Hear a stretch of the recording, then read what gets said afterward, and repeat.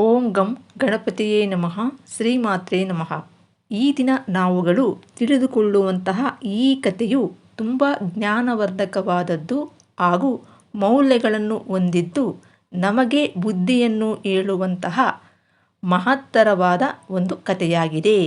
ಈ ಕಥೆಯನ್ನು ತಪ್ಪದೇ ಎಲ್ಲರೂ ಒಮ್ಮೆಯಾದರೂ ಕೇಳಬೇಕು.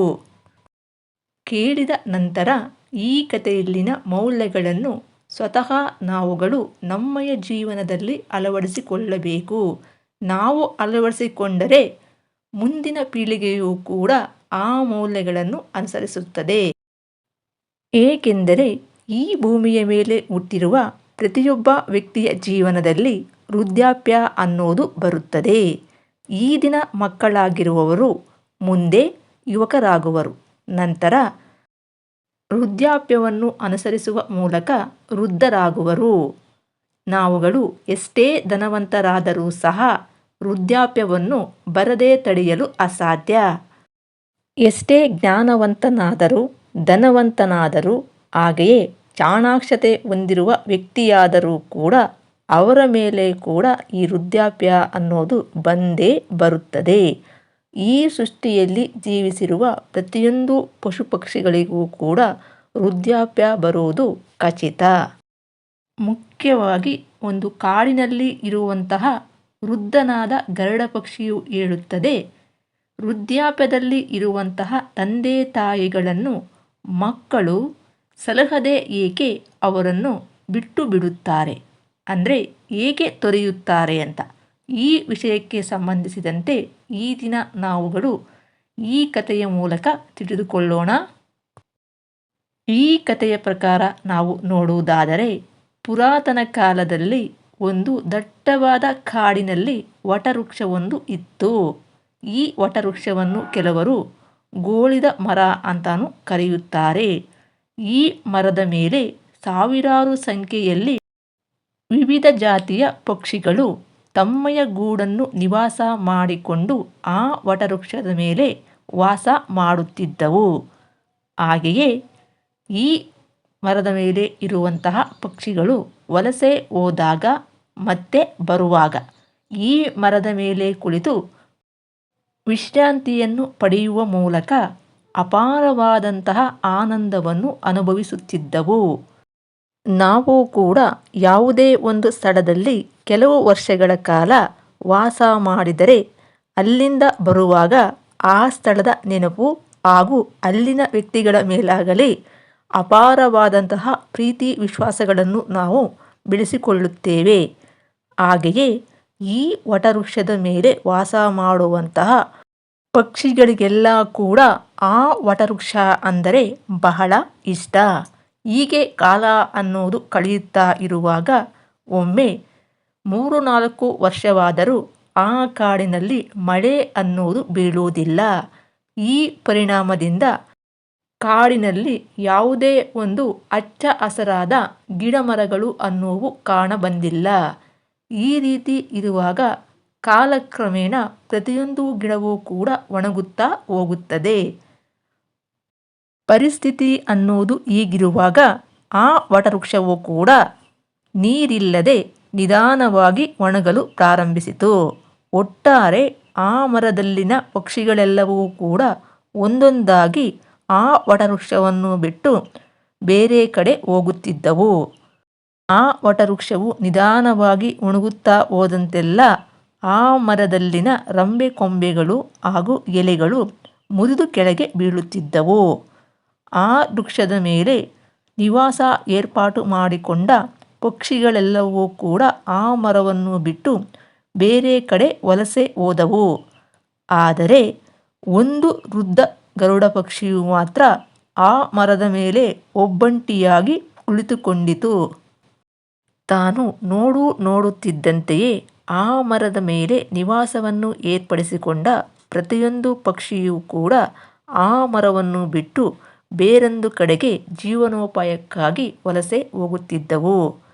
ಆ ವಲಸೆ ಹೋಗುವಂತಹ ಪಕ್ಷಿಗಳು ಕೆಲವೊಂದು ಈ ವೃದ್ಧ ಗರುಡ ಪಕ್ಷಿಯನ್ನು ಕುರಿತು ತಮ್ಮೊಂದಿಗೆ ಬರುವೆಯಾ ಅಂತ ಕೇಳಿದರು.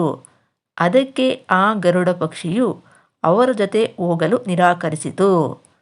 ಆಗ ಈ ವೃದ್ಧ ಗರುಡ ಪಕ್ಷಿಯು ಆಲೋಚನೆ ಮಾಡುತ್ತಾ, ನನ್ನಯ ಜನ್ಮ ಅನ್ನೋದು ಈ ಮರದ ಮೇಲೆ ಆಯಿತು. ಕೆಲವು ಕಾಲಾನಂತರ ನನ್ನಯ ತಂದೆ ತಾಯಿಯು ಸ್ವರ್ಗಸ್ಥರಾದರು. ಆಮೇಲೆ ನನ್ನಯ ಬಾಲ್ಯವೆಲ್ಲವೂ ಕೂಡ ಈ ಮರದ ಮೇಲೆ ಆಟಗಳನ್ನು ಆಡುತ್ತಾ ಬೆಳೆದೆ. ನನ್ನಯ ಜೀವನದಲ್ಲಿ ಇರುವಂತಹ ಎಲ್ಲ ರೀತಿಯ ಸುಖಗಳು ಹಾಗೂ ದುಃಖಗಳು ಅನ್ನೋವು ಈ ಮರದ ಮೇಲೆಯೇ ನಾನು ಅನುಭವಿಸಿದೆ. ಯಾವುದೋ ಒಂದು ಕಾರಣದ ನಿಮಿತ್ತ ನಾನು ಆಪತ್ತು ಬಂದಾಗ ಈ ಮರವನ್ನು ಬಿಟ್ಟು ನಾನು ಹೋಗಲಾರೆ. ಬಹಳಷ್ಟು ಮಂದಿಯೂ ಕೂಡ ತಮ್ಮಯ ಜೀವನದಲ್ಲಿ ತಮ್ಮಯ ತಂದೆ ತಾಯಿಗಳನ್ನು ಸಲುಹದೆ ಅವರನ್ನು ವೃದ್ಧಾಪ್ಯದಲ್ಲಿ ಬಿಟ್ಟು ಹೋಗಿ ವಿದೇಶಗಳಲ್ಲಿ ಆನಂದವಾಗಿ ಜೀವಿಸುತ್ತಾರೆ. ಮನೆಯಲ್ಲಿ ಇರುವಂತಹ ವೃದ್ಧ ತಂದೆ ತಾಯಿಗಳನ್ನು ಮರೆತು ಬಿಡುತ್ತಾರೆ. ನೀವೇ ಆಲೋಚನೆ ಮಾಡಿ, ನೀವು ಅಸಹಾಯಕತೆಯಿಂದ ಕೂಡಿರುವಾಗ ನಿಮ್ಮಯ ತಂದೆ ತಾಯಿಗಳು ನಿಮ್ಮನ್ನು ಬಿಟ್ಟು ಬಿಟ್ಟರಾ? ತಾವುಗಳು ಅನಾರೋಗ್ಯ ಸಮಸ್ಯೆಯಿಂದ ಬಳಲುತ್ತಿದ್ದಾಗ ನಿಮ್ಮನ್ನು ಬಿಟ್ಟು ನಿಮ್ಮಯ ತಂದೆ ತಾಯಿಗಳು ಎಲ್ಲಾದರೂ ಹೋದರಾ? ನೀವು ಯಾರೊಂದಿಗೆ ಆದರೂ ಜಗಳವಾಡಿದರೂ ಇಲ್ಲವೇ ನೀವು ಸಂಕಟದಲ್ಲಿ ಸಿಲುಕಿಕೊಂಡಾಗ ನಿಮ್ಮಯ ತಂದೆ ತಾಯಿಗಳು ನಿಮ್ಮನ್ನು ತೊರೆದು ಬಿಟ್ಟರಾ? ಯಾವುದೇ ಒಂದು ಪದಾರ್ಥ ಅನ್ನೋದು ಅವರಿಗೆ ತಿನ್ನಲು ಇಷ್ಟವಾದರೂ ಸರಿ, ನಿಮ್ಮನ್ನು ಬಿಟ್ಟು ಅವರು ಆ ಪದಾರ್ಥವನ್ನು ತಿಂದರಾ? ಈಗ ಅವರು ವೃದ್ಧರು ಆದರು. ಆದ್ದರಿಂದ ನಾವುಗಳು ಅವರನ್ನು ದೂರ ಇಡಲು ಪ್ರಾರಂಭಿಸಿದ್ದೇವೆ. ನಮಗೋಸ್ಕರ ಎಷ್ಟೆಲ್ಲ ಮಾಡಿದರೂ ಕೂಡ ನಾವುಗಳು ಅವರಿಗೋಸ್ಕರ ನಾವು ಏನನ್ನೂ ಕೂಡ ಮಾಡಿಲ್ಲ. ವೃದ್ಧ ಗರುಡ ಪಕ್ಷಿಯು ತಾನು ಮರಣಿಸುವವರೆಗೂ ಕೂಡ ಆ ವಟವೃಕ್ಷದ ಮೇಲೆ ಇರುತ್ತೇನೆ ಅಂತ ಪ್ರತಿಜ್ಞೆ ಮಾಡಿದೆ. ದಿನಗಳು ಕಳೆದಂತೆ ಆ ವಟವೃಕ್ಷವು ಬಲಹೀನವಾಗಿ ಗೆದ್ದಲು ಹಿಡಿದು ಅನೇಕ ರೀತಿಯ ಹುಳುಗಳು ಆ ಮರವನ್ನು ತಿನ್ನುತ್ತಿವೆ. ಆದರೂ ಕೂಡ ಗರುಡ ಪಕ್ಷಿಯು ಆ ವೃಕ್ಷವನ್ನು ಬಿಡಲಿಲ್ಲ. ಉದಯ ಕಾಲದಲ್ಲಿ ತಾನು ವಲಸೆ ಹೋಗಿ ಆಹಾರ ಸಂಪಾದನೆಯನ್ನು ಮಾಡುತ್ತಾ ಸಾಯಂಕಾಲದಲ್ಲಿ ಆ ಮರದ ಮೇಲೆ ಕುಳಿತು ಕಾಲ ಕಳೆಯುತ್ತಾ ಇತ್ತು. ಹೀಗಿರುವಾಗ ಉಳಿದ ಪಕ್ಷಿಗಳೆಲ್ಲವೂ ಕೂಡ ಈ ರೀತಿ ಮಾತನಾಡಿಕೊಂಡವು. ಅಯ್ಯೋ, ಆ ವೃದ್ಧ ಗರುಡ ಪಕ್ಷಿಯು ಇನ್ನೂ ಆ ಮರದ ಮೇಲೆಯೇ ಇದೆಯಾ?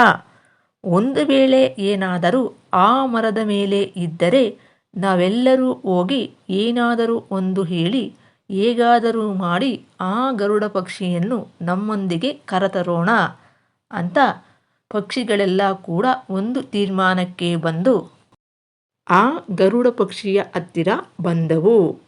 ವೃದ್ಧನಾದಂತಹ ಗರುಡ ಪಕ್ಷಿಯನ್ನು ಕುರಿತು, ಎಷ್ಟು ದಿನ ಅಂತ ಈ ಮರದ ಮೇಲೆ ಇರುತ್ತೀಯಾ? ನಮ್ಮಯ ಜೊತೆ ಬಾ, ನಾವು ಯೋಗ್ಯವಾದಂತಹ ಸ್ಥಳಕ್ಕೆ ಕರೆದುಕೊಂಡು ಹೋಗುವೆವು. ಈ ವಟವೃಕ್ಷ ಅನ್ನೋದು ಇನ್ನ ಎಷ್ಟು ದಿನ ಇರುತ್ತದೆ?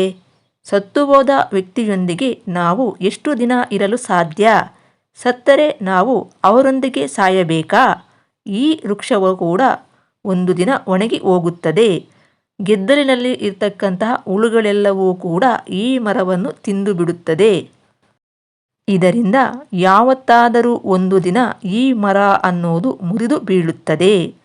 ವಿದ್ವಾಂಸರು ಹಾಗೂ ಹಿರಿಯರು ಹೇಳುತ್ತಾರೆ, ನಮ್ಮಯ ಜೀವನದಲ್ಲಿ ಶತ್ರುಗಳನ್ನು, ಸಾಲವನ್ನು, ಅಗ್ನಿಯನ್ನು ಹಾಗೂ ಅನಾರೋಗ್ಯವನ್ನು, ಈ 4 ಬಗೆಯ ಕ್ರಮಗಳನ್ನು ನಾವು ಬೆಳೆಸಿಕೊಳ್ಳಬಾರದು. ಸಮಯಾನುಕಾಲದಿಂದ ಅವುಗಳನ್ನು ನಾವು ಕಡಿಮೆ ಮಾಡಿಕೊಳ್ಳಬೇಕು. ಈ 4 ತಡೆಯದೇ ಇದ್ದರೆ ಅವೇ ನಮ್ಮನ್ನು ತಿಂದು ಬಿಡುತ್ತದೆ. ಆದ್ದರಿಂದ ನೀನು ನಾವು ಹೇಳಿದ್ದನ್ನು ಗಮನವಿಟ್ಟು ಕೇಳು. ನಿನಗೆ ಜೀವನೋಪಾಯಕ್ಕೆ ಯೋಗ್ಯವಾದಂತಹ ಸ್ಥಳವನ್ನು ನಾವು ನಿನಗೆ ತೋರಿಸುತ್ತೇವೆ. ಅಲ್ಲಿ ನೀನು ನಿವಾಸವನ್ನು ಏರ್ಪಾಡು ಮಾಡಿಕೊಂಡು ಸುಖ ಸಂತೋಷದಿಂದ ಜೀವನವನ್ನು ಸಾಗಿಸಬಹುದು ಅಂತ ಪಕ್ಷಿಗಳು ಹೇಳಿದವು. ಆವಾಗ ವೃದ್ಧನಾದಂತಹ ಗರುಡ ಪಕ್ಷಿಯು ಪಕ್ಷಿಗಳನ್ನು ಕುರಿತು ಈ ರೀತಿ ಹೇಳುತ್ತದೆ. ಈ ಮರ ಅನ್ನೋದು ನನಗೆ ಜನ್ಮ ನೀಡಿದೆ. ನಾನು ಜನಿಸಿದ ಕೆಲವು ದಿನಗಳ ನಂತರ ನನ್ನಯ ತಂದೆ ತಾಯಿಗಳು ಸ್ವರ್ಗಸ್ಥರಾದರು. ಆಮೇಲೆ ಈ ವೃಕ್ಷದ ಮೇಲೆ ನಾನು ಆಟ ಆಡುತ್ತಾ ಬೆಳೆದು ದೊಡ್ಡವನಾದೆ. ಈ ವೃಕ್ಷವು ನನಗೆ ತಂದೆ ತಾಯಿಗೆ ಸಮಾನ. ಚಿಕ್ಕಂದಿನಿಂದಲೂ ಕೂಡ ಯಾವುದೇ ಒಂದು ಕಷ್ಟ ಸುಖವಾಗಲಿ ಈ ಮರದ ಮೇಲೆ ಇದ್ದು ನಾನು ಅನುಭವಿಸಿದೆ. ಹೀಗಿರುವಾಗ ನಾನು ಈ ವಟವೃಕ್ಷವನ್ನು ಬಿಟ್ಟು ಹೇಗೆ ನಿಮ್ಮೊಂದಿಗೆ ಬರಲಿ? ಒಂದು ವೇಳೆ ಏನಾದರೂ ನಿಮ್ಮೊಂದಿಗೆ ನಾನು ಬಂದರೆ ಅದೇ ನಾನು ಮಾಡುವ ದೊಡ್ಡದಾದಂತಹ ತಪ್ಪಾಗುತ್ತದೆ. ಯಾರಾದರೆ ನಿಮ್ಮನ್ನು ರಕ್ಷಿಸಿ ಪೋಷಣೆ ಮಾಡುತ್ತಾರೋ, ನಿಮ್ಮಯ ಜೀವನದಲ್ಲಿ ಬರುವಂತಹ ಸುಖ ದುಃಖಗಳಲ್ಲಿ ನಿಮ್ಮಯ ಕೈಯನ್ನು ಬಿಡುವುದಿಲ್ಲವೋ ಅಂತಹ ತಂದೆ ತಾಯಿಗಳನ್ನು ತೊರೆದರೆ ಅಂತಹ ವ್ಯಕ್ತಿಗಳು ಅತ್ಯಂತ ಅಪರಾಧ ಮಾಡಿದ ವ್ಯಕ್ತಿಗಳು ಆಗುತ್ತಾರೆ. ಸಂತಾನದ ವಿಷಯಕ್ಕೆ ಬಂದಾಗ ಯಾವುದೇ ಕಾರಣಕ್ಕೂ ಮನುಷ್ಯನ ಯೋನಿಯಲ್ಲಿ ಜನಿಸುವ ಅಧಿಕಾರ ಅನ್ನುವುದು ಇರುವುದಿಲ್ಲ. ಅದಕ್ಕೆ ನಾನು ನನ್ನಯ ಜೀವನದಲ್ಲಿ ಒಂದು ಭಾಗವಾಗಿ ಇರುವಂತಹ ಈ ವಟವೃಕ್ಷವನ್ನು ಬಿಟ್ಟು ನಾನು ಬರಲಾರೆನು. ಆದ್ದರಿಂದ ತಾವುಗಳು ಇಲ್ಲಿಂದ ಹೊರಟು ಹೋಗಬಹುದು ಅಂತ ಗರುಡ ಪಕ್ಷಿಯು ಹೇಳಿತು. ಆವಾಗ ಆ ಪಕ್ಷಿಗಳಲ್ಲಿ ಕೆಲವು ಪಕ್ಷಿಗಳು ಈ ರೀತಿ ಹೇಳುತ್ತದೆ. ಈ ವೃದ್ಧನಾದ ಗರುಡ ಪಕ್ಷಿಗೆ ವಯಸ್ಸಿನೊಂದಿಗೆ ಬುದ್ಧಿಯೂ ಕೂಡ ಹೊರಟು ಹೋಗಿದೆ. ಅದಕ್ಕೆ ನಾವು ಹೇಳುವಂಥ ಮಾತುಗಳು ತನಗೆ ಸಹಿಸುವುದಿಲ್ಲ ಅಂತ ಅಲ್ಲಿಂದ ಹೊರಟು ಹೋದವು. ಮಾರನೇ ದಿನ ಇನ್ನೂ ಕೆಲವೊಂದು ಪಕ್ಷಿಗಳು ಗರುಡ ಪಕ್ಷಿಗೆ ಬುದ್ಧಿಯನ್ನು ಹೇಳಲು ಬಂದವು. ಗರುಡ ಪಕ್ಷಿಯು ಅವರೊಂದಿಗೆ ಕೂಡ ಇದೇ ರೀತಿಯಾಗಿ ಸಮಾಧಾನವನ್ನು ಹೇಳಿ ಆ ಪಕ್ಷಿಗಳೊಂದಿಗೆ ಹೋಗಲು ನಿರಾಕರಿಸಿತು. ಈ ಬಾರಿಯೂ ಮಾನವೀಯತೆ ಹೊಂದಿರತಕ್ಕಂಥ ಪಕ್ಷಿಗಳೆಲ್ಲವೂ ಕೂಡ ತಮ್ಮಯ ಗೂಡಿಗೆ ಹೋಗದೆ ಡೈರೆಕ್ಟಾಗಿ ಇಂದ್ರದೇವನ ಹತ್ತಿರ ಹೋದವು. ಆವಾಗ ಪಕ್ಷಿಗಳೆಲ್ಲವೂ ಕೂಡ ಇಂದ್ರದೇವನನ್ನು ಕುರಿತು, ಹೇ ಭಗವಾನ್, ನಾವು ವಾಸ ಮಾಡುವಂಥ ಕಾಡಿನಲ್ಲಿ ಸುಮಾರು ವರ್ಷಗಳಿಂದ ಮಳೆ ಅನ್ನೋದು ಬರದೆ ಪೂರ್ಣವಾಗಿ ಕಾಡೆಲ್ಲವೂ ಕೂಡ ಒಣಗಿ ಶೂನ್ಯವಾಗಿದೆ. ಕಾಡಿನಲ್ಲಿ ಇರುವಂತಹ ಸಮಸ್ತ ಜೀವಜಂತುಗಳು ಕೂಡ ಬೇರೊಂದು ಪ್ರದೇಶಕ್ಕೆ ಹೊರಟು ಹೋದವು. ಆದರೆ ದುಃಖಿಸಬಹುದಾದ ವಿಷಯ ಅನ್ನೋದು ಏನು ಅಂದರೆ, ನಾವು ಒಂದು ವಟವೃಕ್ಷದ ಮೇಲೆ ನಿವಾಸವನ್ನು ಏರ್ಪಡಿಸಿಕೊಂಡು ವಾಸ ಮಾಡುತ್ತಿದ್ದೆವು. ಆದರೆ ಈ ಕಾರಣದ ನಿಮಿತ್ತ ನಾವು ಜೀವನೋಪಾಯಕ್ಕಾಗಿ ಬೇರೊಂದು ಸ್ಥಳಕ್ಕೆ ಹೋದೆವು. ಆದರೆ ಒಂದು ವೃದ್ಧನಾದ ಗರುಡ ಪಕ್ಷಿಯು ಮಾತ್ರ ಆ ವಟವೃಕ್ಷವನ್ನು ಬಿಟ್ಟು ಎಲ್ಲಿಗೂ ಬರುವುದಿಲ್ಲ. ಆ ವೃಕ್ಷವೆಲ್ಲ ಕೂಡ ಬಲಹೀನವಾಗಿದೆ. ಅದು ಯಾವಾಗ ಮುರಿದು ಬೀಳುತ್ತದೆಯೋ ಏನೋ. ನಾವುಗಳು ಎಷ್ಟೆಲ್ಲ ತಿಳಿ ಹೇಳುವ ಪ್ರಯತ್ನ ಮಾಡಿದರೂ ಕೂಡ ಆ ಗರುಡ ಪಕ್ಷಿಯು ಆ ವೃಕ್ಷವನ್ನು ಬಿಟ್ಟು ಬರಲಾರೆ ಎಂದಿತು. ತಾನು ಮರಣ ಹೊಂದುವವರೆಗೂ ಕೂಡ ಆ ಮರವನ್ನು ಬಿಟ್ಟು ಬರಲಾರೆನು ಅಂತ ಹೇಳುತ್ತದೆ. ಆದ್ದರಿಂದ ಭಗವಂತ, ನೀನೇ ಹೋಗಿ ಆ ವೃದ್ಧನಾದ ಗರುಡ ಪಕ್ಷಿಗೆ ಅರ್ಥವಾಗುವ ರೀತಿಯಲ್ಲಿ ಹೇಳಬೇಕು. ನೀವು ಹೇಳಿದರೆ ಆ ಗರುಡ ಪಕ್ಷಿಯು ತಪ್ಪದೆ ಕೇಳುತ್ತದೆ ಅಂತ ಪಕ್ಷಿಗಳು ಹೇಳಿದಂಥ ಮಾತುಗಳನ್ನು ಇಂದ್ರನು ಸ್ವೀಕರಿಸಿದನು. ಹಾಗೆಯೇ ಆ ಪಕ್ಷಿಗಳೊಂದಿಗೆ ದೇವರಾಜನಾದಂತಹ ಇಂದ್ರನು ಭೂಲೋಕಕ್ಕೆ ಬಂದನು. ಬಂದ ತಕ್ಷಣ ಗರುಡನ ಹತ್ತಿರ ಬಂದು ಗರುಡನನ್ನು ಕುರಿತು, ನಾನು ದೇವರಾಜನಾದ ಇಂದ್ರನು ಹೇಳುತ್ತಿರುವೆ, ನಾನು ಹೇಳುವುದನ್ನು ಸರಿಯಾಗಿ ಕೇಳಿಕೋ. ನೀನು ನೋಡಿದರೆ ವೃದ್ಧನಾಗಿರುವೆ. ಯಾವುದೋ ಒಂದು ದಿನ ಈ ವಟವೃಕ್ಷ ಅನ್ನೋದು ಮುರಿದು ಬೀಳುತ್ತದೆ. ಆವಾಗ ಈ ಮರದೊಂದಿಗೆ ನೀನು ಕೂಡ ಮರಣವನ್ನು ಹೊಂದುತ್ತೀಯ. ಆದ್ದರಿಂದ ನೀನು ಈ ಮರದ ಮೇಲೆ ನನ್ನಯ ಜನನ ಅನ್ನೋದು ಆಗಿದೆ. ನಾನು ಜನಿಸಿದ ನಂತರ ನನ್ನಯ ತಂದೆ ತಾಯಿಗಳೇ ನನ್ನನ್ನು ಈ ಮರದ ಮೇಲೆ ಬಿಟ್ಟು ಅವರು ಸ್ವರ್ಗಸ್ಥರಾದರು. ಆವಾಗ ನಾನು ತುಂಬ ಅಸಹಾಯಕತೆಯಿಂದ ಕೂಡಿದ್ದೆ. ಆವಾಗ ಈ ಮರವೇ ನನ್ನನ್ನು ಬೆಳೆದು ದೊಡ್ಡವನನ್ನಾಗಿ ಮಾಡಿದೆ. ನನ್ನಯ ಬಾಲ್ಯವೆಲ್ಲವೂ ಕೂಡ ಈ ವಟವೃಕ್ಷದ ಮೇಲೆ ಕಳೆಯುತ್ತಾ ಆಟವಾಡಿದೆ. ನನ್ನಯ ಜೀವನದಲ್ಲಿ ಬರುವಂತಹ ಸಮಸ್ತ ಸುಖ ದುಃಖಗಳನ್ನು ಈ ಮರದ ಮೇಲೆ ಇದ್ದುಕೊಂಡೇ ನಾನು ಅನುಭವಿಸಿದೆ. ಈಗ ನಾನು ವೃದ್ಧನಾದೆ. ನನ್ನಯ ಒಟ್ಟಾರೆ ಜೀವಿತಾವಧಿ ಎಲ್ಲವೂ ಕೂಡ ಈ ವೃಕ್ಷದ ಮೇಲೆ ಕಳೆದಿದೆ.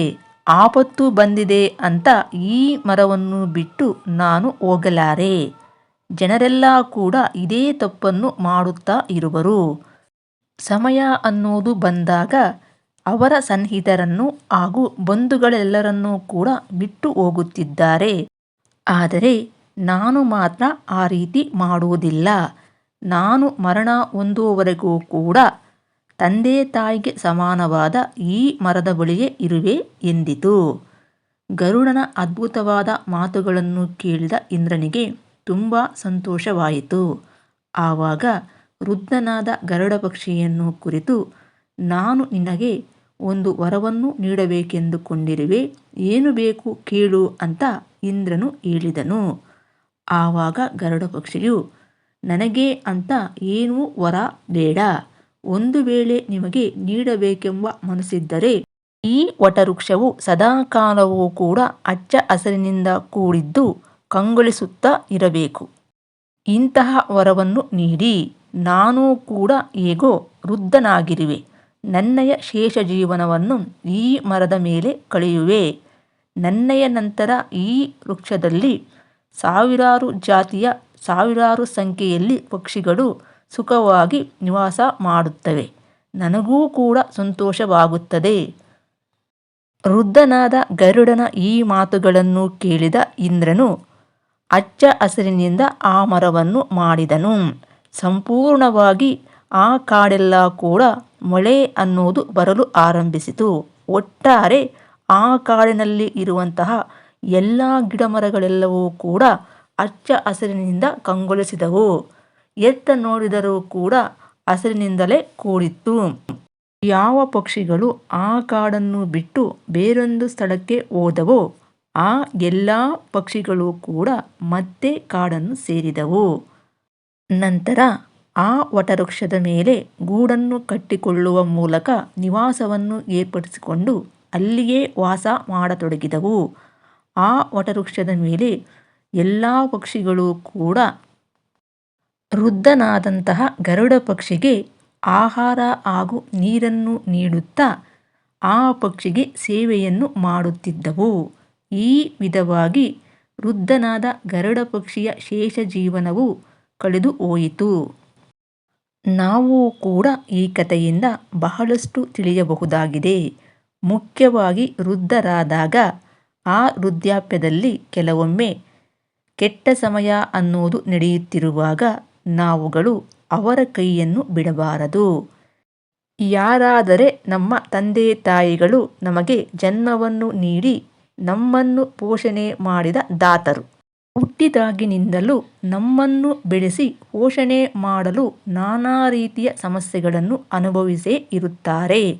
ಅಂಥ ವ್ಯಕ್ತಿಗಳಿಗೆ ನಾವು ಸಹಾಯ ಮಾಡದೇ ಇದ್ದರೆ ನಮ್ಮಯ ಜೀವನ ಅನ್ನೋದು ವ್ಯರ್ಥವಾಗುತ್ತದೆ.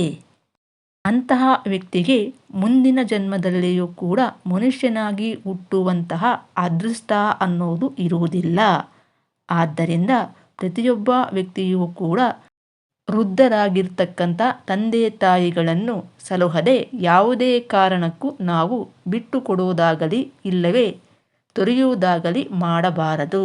ನಾವು ಅವರನ್ನು ಚೆನ್ನಾಗಿ ನೋಡಿಕೊಂಡರೆ ಮುಂದೆ ಬರುವಂಥ ಪೀಳಿಗೆಯೂ ಸಹ ಅದನ್ನೇ ಅನುಸರಿಸುತ್ತದೆ ಅಂತ ಹೇಳೋಕ್ಕೆ ಇಷ್ಟಪಡ್ತೀನಿ.